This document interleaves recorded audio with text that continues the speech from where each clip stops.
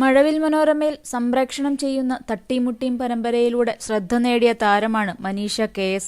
അഭിനേത്രി, ഗായിക, radio jockey, dubbing artist എന്നീ നിലകളിലെല്ലാം ശ്രദ്ധേയയാണ് മനീഷ.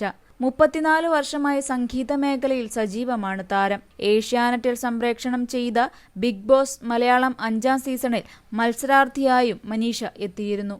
ഇതിനുശേഷമാണ് താരത്തെ കൂടുതൽ ശ്രദ്ധിക്കാൻ തുടങ്ങിയത്. പിന്നീട് വിവിധ പരിപാടികളും മറ്റുമായി മുന്നോട്ടു പോകുകയായിരുന്നു. മകന്റെയും മകളുടെയും വിശേഷങ്ങളെല്ലാം മനീഷ സോഷ്യൽ മീഡിയയിൽ പങ്കുവയ്ക്കാറുണ്ട്. വിവാഹ ജീവിതത്തിലുണ്ടായ താളപ്പിഴവുകളെക്കുറിച്ചും ഭർത്താവിൽ നിന്നും വിവാഹമോചനം നേടിയതിനെക്കുറിച്ചുമെല്ലാം മനീഷ ബിഗ് ബോസ് ഹൗസിൽ ആയിരുന്നപ്പോൾ തന്നെ തുറന്നു പറഞ്ഞിട്ടുണ്ട്. ഇപ്പോൾ അത്തരത്തിൽ മനീഷ സോഷ്യൽ മീഡിയയിൽ പങ്കുവച്ച കുറിപ്പാണ് ശ്രദ്ധ നേടുന്നത്. ജോലി ചെയ്തതിന്റെ ശമ്പളം കിട്ടിയില്ല എന്നും അതുമൂലം വളരെയധികം സാമ്പത്തിക ബുദ്ധിമുട്ടിലേക്കുണ്ടായി എന്നും മനീഷ കുറിപ്പിൽ പറയുന്നു. പാനിക് അറ്റാക്ക് അടക്കം വന്നിരുന്നുവെന്നും അടുത്തിടെ വരെ പലവിധ രോഗങ്ങൾക്ക് താൻ ചികിത്സയിലായിരുന്നുവെന്നും മനീഷ പറയുന്നു. ജീവിതം വിസ്മയങ്ങൾ നിറഞ്ഞ ഒരു തിരക്കഥ പോലെയാണ്. കുറച്ചേറെ മാസങ്ങളായി പലവക കാരണങ്ങളാലും ദുഃഖിതമായ ഒരു അന്തരീക്ഷത്തിലൂടെയാണ് ജീവിതം മുന്നോട്ട് നീങ്ങിക്കൊണ്ടിരിക്കുന്നത്. മാനസിക വ്യഥകളുടെ കാഠിന്യമേറിയപ്പോൾ ശരീരം അതിന്റെ സ്വതസിദ്ധമായ പ്രതികരണങ്ങൾ കാട്ടിത്തുടങ്ങിയതോടെ ആശുപത്രിവാസങ്ങളും തുടരെയായി.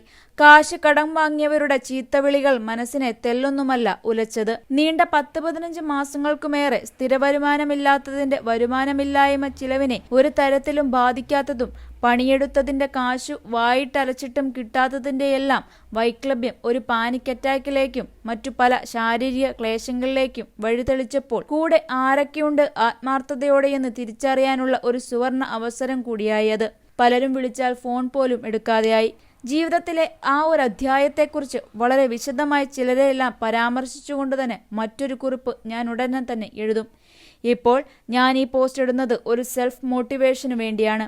ആലോചിച്ചാൽ ഒരന്തവുമില്ല, ആലോചിച്ചില്ലെങ്കിൽ ഒരു കുന്തവുമില്ലെന്ന് കുഞ്ഞുണ്ണിമാഷ് പറഞ്ഞ പോലെ ജീവിതം അതിന്റെ താളക്രമത്തിൽ തനിയെ മുന്നോട്ടു പോകൂ. കയറ്റിറക്കങ്ങൾ എല്ലാ മനുഷ്യജന്മങ്ങൾക്കും ബാധകം തന്നെ. കഷ്ടകാലത്തും കൂടെ നിന്ന ചുരുക്കം ചിലരോട് ഹൃദയത്തിന്റെ ഉള്ളിൽ നിന്നുള്ള സ്നേഹവും കടപ്പാടും.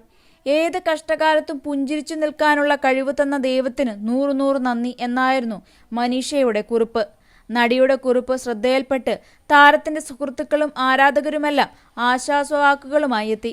ആരോഗ്യം ശ്രദ്ധിക്കൂ മനീഷ, ബാക്കിയെല്ലാം പിന്നെ. ഈ സമയവും കടന്നുപോകും.